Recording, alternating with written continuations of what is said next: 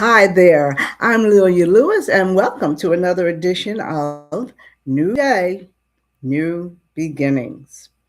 Now, even though the title of today's program is um, Mind Over Matter, okay, that's the title. But the first question is, where's your focus? Because you can't have a mind over matter if you're not focused. And that's what we're going to talk about today. Now, are you focused on your fight or your problem? Or are you focused on how to overcome your problem? Whatever their situation is. We all have things we have to overcome. Some addiction, some money, some greed, some hatred. We always talk about negativity and how it affects us. And so that's why it's important to be able to adjust and readjust our focus. Okay, let's define focus first of all. Focus is it's like a state that you have to, it's a condition that you have to get your mind in so that you can have clear understanding, so that you can get direction and you get a focus on the attention of what is the issue. Now that you know that, now you've got to move from it and readjust to how you're going to solve it, how you're going to overcome it. And just like when we have a camera, you can adjust the focus on the camera anytime you want to. And we've got to learn to do our minds the same way, to be able to readjust and refocus our minds and our thoughts. Because then we always say all of our actions come from a thought. And how many times have you said, "Oh, I can't do that"? How do you know? You say it even before you try it or even before you really thought it through. So many things come up, and you'll just look at that and say, "Oh, now I know I can't do that. Now I know I'm not going to be a rocket scientist, and I know I'm not going to be an astronaut." But within reason, a lot of times you have great ideas. We talked about your ideas, and they come from a thought. But if you're going to say, "Oh, no, I know I can't do that," how do you know? You've already set yourself up for failure. So, how about we start saying what we can do instead of what we can't do? Now, there was a saying, and I'm sure many of you recognize it's trust and believe, and you will receive. Yes, and it does come with the story. The Westerns, the Rifleman, the North Fork people. But it's a very interesting story because it's about two different strangers, two different men that came to North Fork.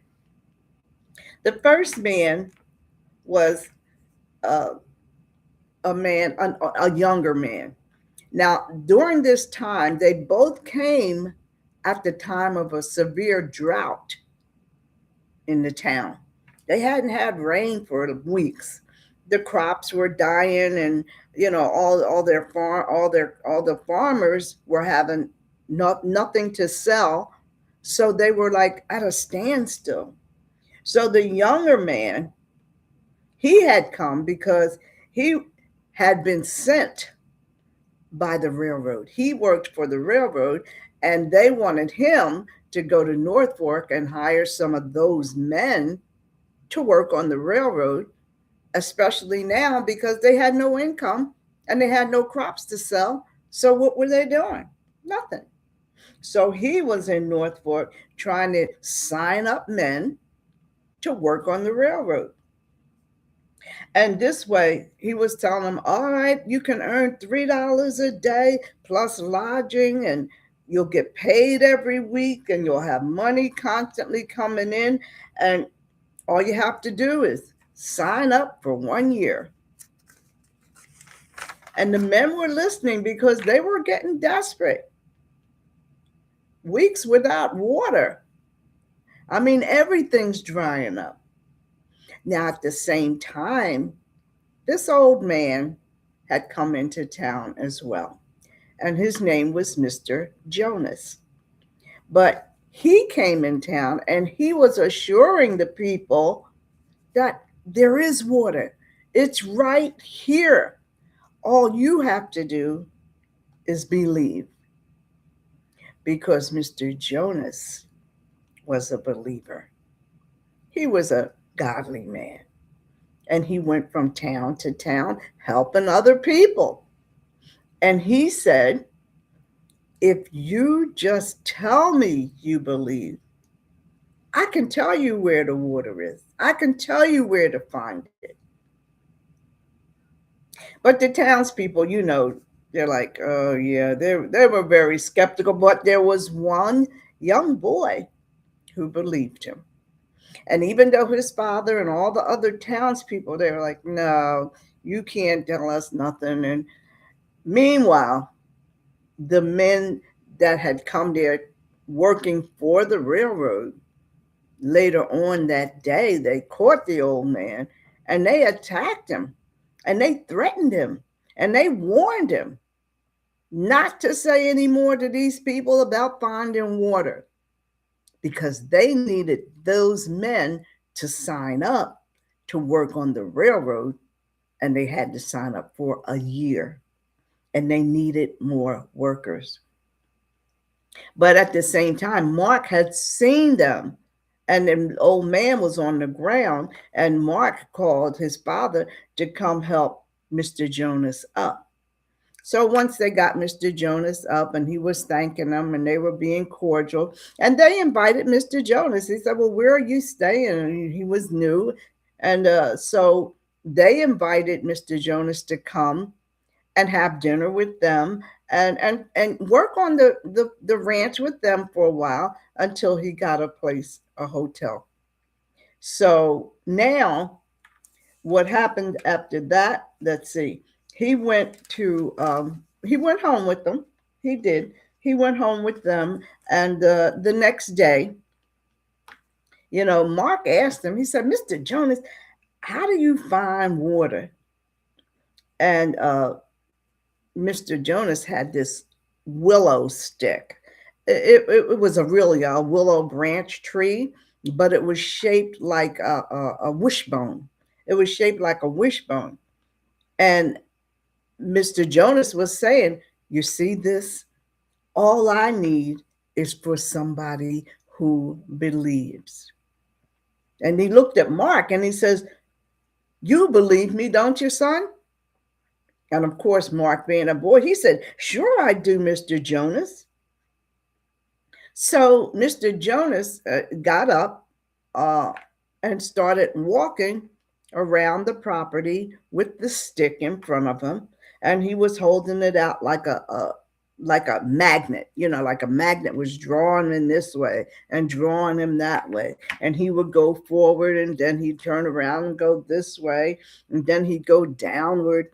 So just then Mark called out to Lucas. He says, Pop, Dad, what they call him, Pa, come here, come see what Mr. Jonas is doing. But Lucas came over and he said, well, show me, Mr. Jonas. But you know what? The stick wouldn't move. It wouldn't move. So Lucas thought that Mr. Jonas had played a trick on Mark. And he was kind of annoyed with Mr. Jonas. And he just said, never mind, come on, Mark. And he took him and went on into the house. Well, now Mr. Jonas is out there and he's very discouraged and very upset and very hurt. And he was angry and he threw the stick away because he had felt betrayed. So as he went in later on for the dinner hour, which they had invited him for. And so he went in and sat at the table, and he was very quiet. He didn't have anything to say, no matter how hard Mark tried to, engage him in conversation. He just said, well, I'm busy. I'm busy thinking. And Mark didn't understand what he meant by that. But Mr. Jonas was annoyed because he knew that Lucas didn't believe him. And he said, ain't nobody going to see me wrong. In other words, because Lucas didn't believe and took Mark away, who did. So Mr. Jonas got finished and he just got up and he went out on the porch and he began carving um, another stick. He had another branch. Now he's carving a brand new stick. And while he was completing it, Mark said, now, are you sure it's going to work, Mr. Jonas? And all Mr. Jonas said was, well, you just keep believing. And then Mark's thinking, and he said, but you said that the willow tree was the best kind of stick. Because now Mr. Jonas is making a whole new stick out of elm. So Mr. Jonas said, oh, well, in this part of the country, elm is the best. Anyway, he says, we'll find out tomorrow. So just then, while they were out there and they were talking, shots came in their direction. But they came from a distance. And Lucas heard the shots and he came out. And in a distance, it was a gunman that had been hired by the railroad trying to kill Mr. Jonas just because he was keeping people from signing up at the railroad. See, they needed these men, and Mr. Jonas was in their way. So Lucas came with the rifle, of course, and he got him. He ended up killing him. But he said to Mr. Jonas after he shot the man, he said, well, I hope you can prove that I had good reason to do this, which he did because he was defending Mr. Jonas' life. But anyway, the next morning, Lucas took the dead man into town to the sheriff's office, and they had the man in charge of the railroad to actually come and identify, to see this man, that he was from his railroad. And he had been killed attempting to kill Mr. Jonas. So now the sheriff then demanded that the man in charge of the railroad, he had to collect all his men and everything and leave town, or they were going to all be jailed for, especially him, because he was in charge. He was going to be jailed for attempted murder of Mr. Jonas.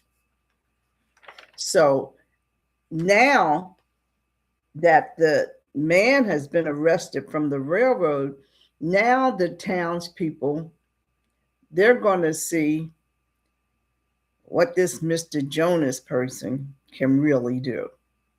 So they all gathered, and they said, now they're out in the land, and they're saying, well, he said, well, I have to look around. And the first thing they said was, well, there's 1,200 acres here. Help yourself. You got plenty of acres. You just show us where this water is going to be, where it's going to come from. So Mr. Jonas, he got the stick, and he began walking around and he began his search. And all eyes were on Mr. Jonas. And he went up one side and down the other, and walked over that way and came back this way. He knew, knowing that they didn't have any faith in him. So he had his own faith, him and Mark.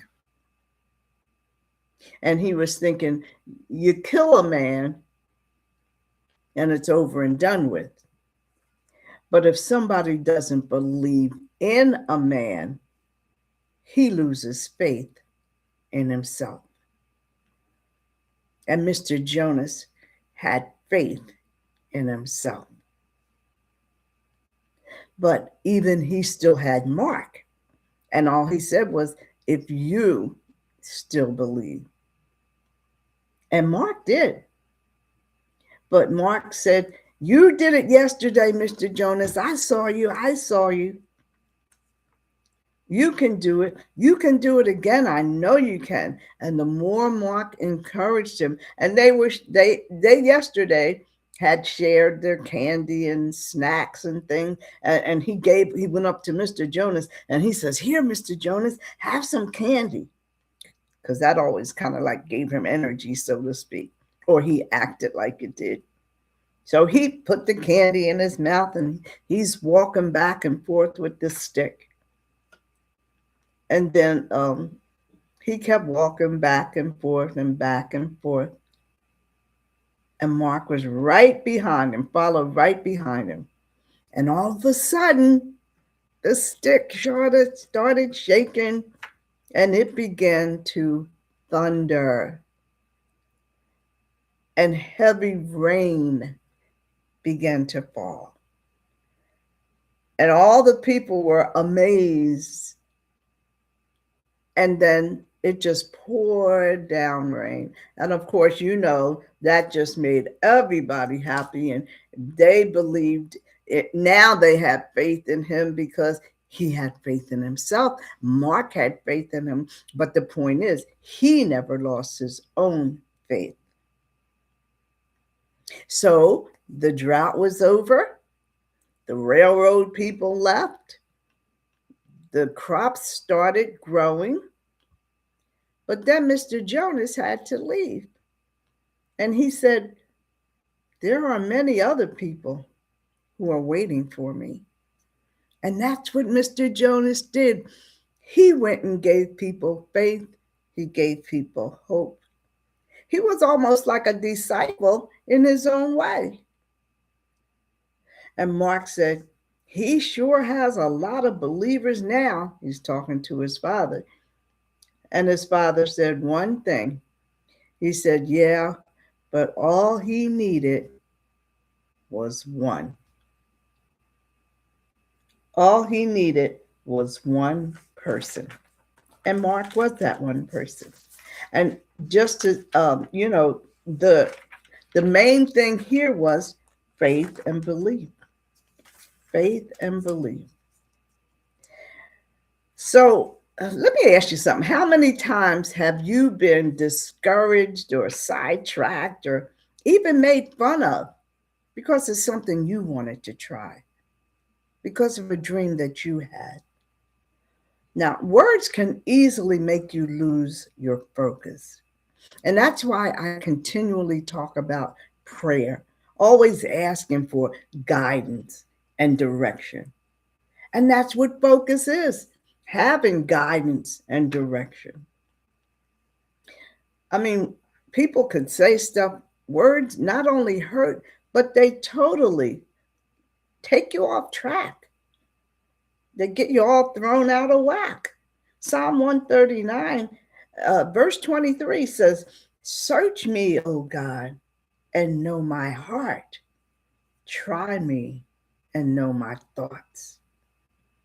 Bring God into your thoughts. Bring him in more often. Stop trying to figure things out. We don't have to figure anything out. Bring him into your thoughts. And this is how we learn to think like him. This is how we learn to think like him, and this is how we learn to attain the wisdom, the knowledge, and the direction that we need. How many times do you let things just take you completely out of control? And you've got to, now for the rest of today, what I want you to do is go through the rest of today, check your thoughts. I don't know what you're going through, but it doesn't matter. I'm not the one that needs to know. You already know. So ask God to teach you how to think like He's thinking. Check your thoughts and ask God, am I thinking about this properly? So many times we're so busy trying to figure it out, we don't stop to ask for God's assistance. We don't stop to ask for, I wonder if I'm thinking it. There's always more than one way to think about a situation. Where is your focus? And maybe it just needs a little adjusting. Maybe it does just need a little adjusting, like the camera. But the point is, you've got to learn to ask for help, ask for direction. That's what's important because we go through every single day of our life with so many things out of focus. That's why we discourage our own selves so often because we don't think to ask for guidance. And what did we say focus was? That's what it is, a condition that we put our minds and our thoughts in just so that we can get a clear understanding, so we can get direction, so we can focus and pay attention to not the problem, but how to resolve it. God don't always take our problems away because it's a learning process. How are you going to learn something if you don't focus on it? You want somebody to remove it, make it go away. Well, sometimes He does, and sometimes it's for our benefit. And we know that no matter what, everything God does, He does for our benefit. There's no doubt about that. And what do I always say? My proverb, trust in the Lord with all your heart. Lean not to your own understanding. What do we know? We just think we know. And 9 times out of 10, we're wrong. All we have to do is turn it over to Him.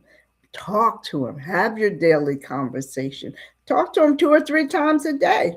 I find myself doing that sometimes because the day is just so jumbled up. I don't know whether half the time whether I'm coming or going. But if you talk to God, have your prayer, all it takes is a minute or 2 minutes, 5 minutes. Read a couple of verses. Calm yourself down. All you need is just a little adjusting. And my closing words for today are, they say good things come to those who wait, but the best things come to those who pray. And until next week, I'm Lelia Lewis. Thanks for joining me.